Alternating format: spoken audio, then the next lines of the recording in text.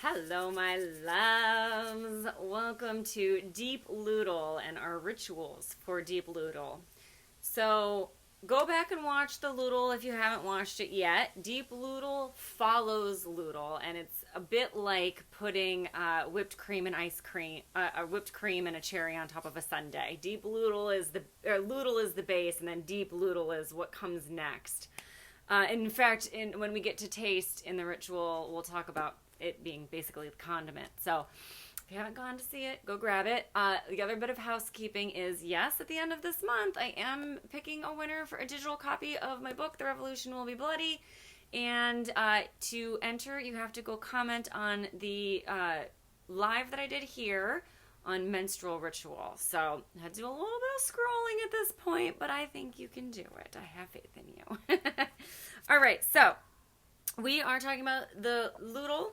Deep luteal is the last bit of our cycle. So we go through all of this, and frankly, it's a circle, so is there really a beginning or an end? But this is the last chunk that we're going to be talking about as far as ritual is concerned.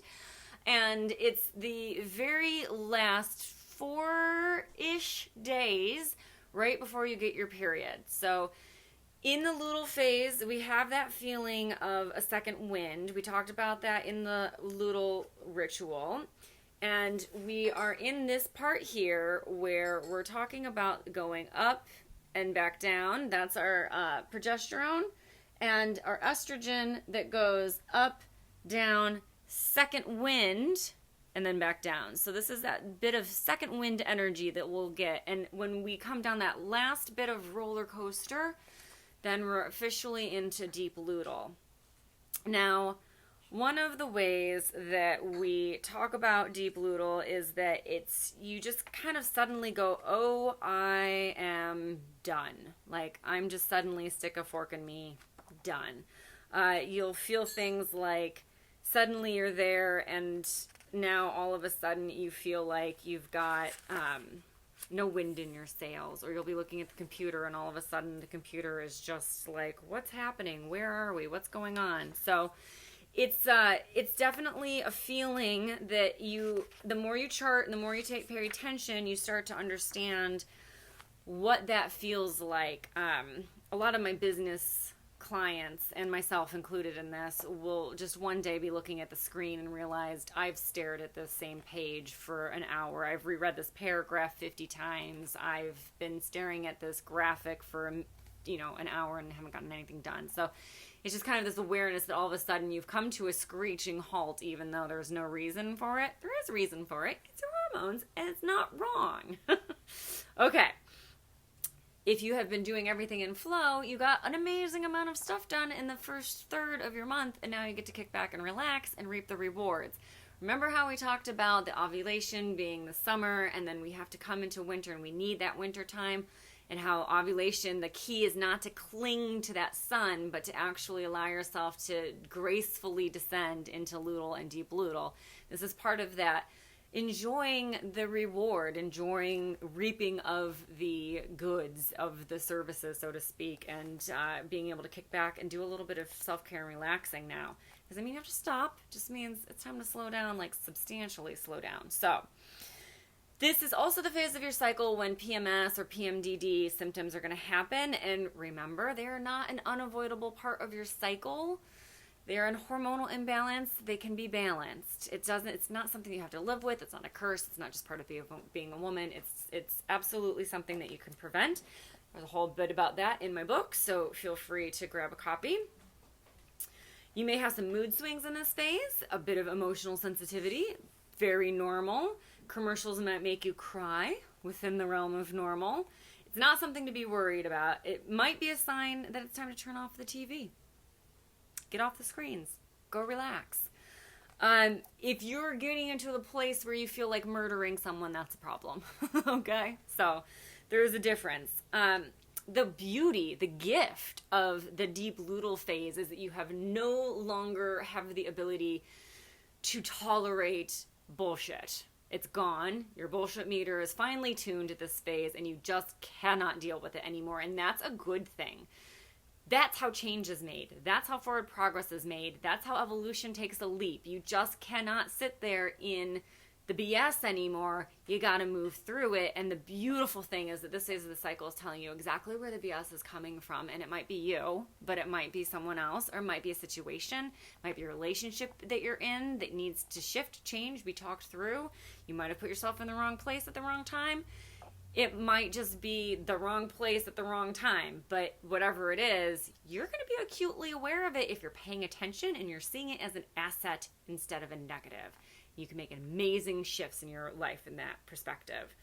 So as we descend into the very deep darks of Luteal and into the embracing arms of our dark queen Persephone and the welcoming arms of Yin, we're moving into fall. So we talked about that. Remember, we're moving into autumn, the metal element. So in our rituals, we're going to start with tastes, first sense. And this is where, again, the Luteal phase is a sweet and starchy phase. But as we go into deep Luteal, we're really talking more specifically about intensity of flavor. So savory and pungent are our key words during this phase. And you're talking about metal. Metal is the spices of the food world. So umami is a keyword of in this phase. Think of deep Luteal foods as condiments that crown your meals. Stick with the earthy foods from the first Luteal phase, but now add more spice and flavor to them. This could include things like basil, cilantro, cloves, horseradish, mustard grains, wasabi, these kinds of things. They're strong medicines. They're amazing immune boosters. There's a reason that they're part of this phase because our immunity tends to take a bit of a dive during this phase. And the cooking methods, remember we talked about ritual and cooking. We're talking about deep metal or deep Luteal, which is that metal, which we're talking about adding condiments, dicing, mincing, even sauces, right? Because to make a sauce, you're going to need a whisk, immersion blender, a food processor, something. So we're talking about cooking with your knife, essentially. So the second sense is smell. Same thing as the Luteal phase, but something I really like to recommend in deep Luteal is to make a castor oil compress with clary sage. Put it over the liver or over the uterus. It's really amazing during this time. If you're having any kind of cramping or pressure building, that over the uterus is really beautiful. Just Google how to make a compress, oil compress, castor oil compress, and just put a couple clary sage drops. Make sure, it's not sensitive to your skin, but you want to have that carrier on it. And another one during this phase is geranium, which is a really beautiful one in the oil diffuser. And eucalyptus as well. Again, immune booster. So it's another nice one to have in that phase. Sense 3, we're talking about touch and movement. So we talked earlier about how the libido can shift in this phase. And here's where it can do some really interesting things. Because remember how I showed you that progesterone and estrogen come down on that chart? Well, that means your testosterone may be the dominant hormone. And it may come out during this phase. So you may actually feel really high libido in the day or two right before you get your period. You may also feel like, absolutely not, don't touch me. Both equally valid, just depends on what your hormones are doing. Enjoy either one. If there's nothing wrong with either of them, enjoy them, whichever one you find yourself in. But again, lube. It's just that time of the month. So then you're looking at things like chilling out, like just rest, relax, soothing massages, calm, just relaxing, chill out, get some breath of fresh air, watch the clouds float by in the sky, like really just be chill.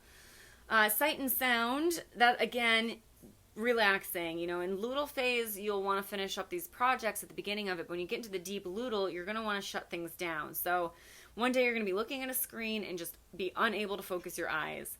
So that's a really clear sign that it's time to move. And if you need it, I give you permission to plan nothing in your evenings from this point into the first few days of your period. Get off your screens and enjoy it. Same with your hearing. You're going to notice it gets more fatigued. So, read a book, do a puzzle, play card games, nap. I know, gasp. But it's an entirely good thing to do. And then in your spirit sense, we talked about the journaling questions for the last phase of your cycle. But think about these really deep what questions. What's not working? What is working? What are you loving? What are you hating? What do you want more of? What do you want less of? These kinds of questions are really important, especially in that deep Luteal phase when your BS thermometer is finely tuned. So enjoy this phase, create, do it judgment-free, relax, and absolutely enjoy yourself, okay? So those are our 6 senses in the deep luteal phase. I really particularly love taking time to just turn inward and relax and rest and say job well done this month. And my celebration, my perk to myself is being able to relax and chill out in these few days right before my period, making it a much nicer period, a PMS-free journey. It's just a much more pleasant experience all around. And if you can stop blaming yourself and punishing yourself for not doing and achieving and hustle culture and pushing, you can really actually enjoy the full beauty of what it means to live in a cyclical menstruating body where it's up and down and they're both highly respected for exactly what they bring to the table. All right. We're going to start a whole new chapter in the next week, so I want you to get really excited because we're going to start talking about business-specific things for each phase of our cycle in our next round. So we're going to go through all 5 phases of the cycle, and we're going to do it with business ideas in mind. So I will see you back here for that one. Mwah. If you want to catch up, feel free to jump onto my YouTube channel and find the whole thing, or scroll on down. As always, questions and comments, welcome below. I'll see you guys in the inside.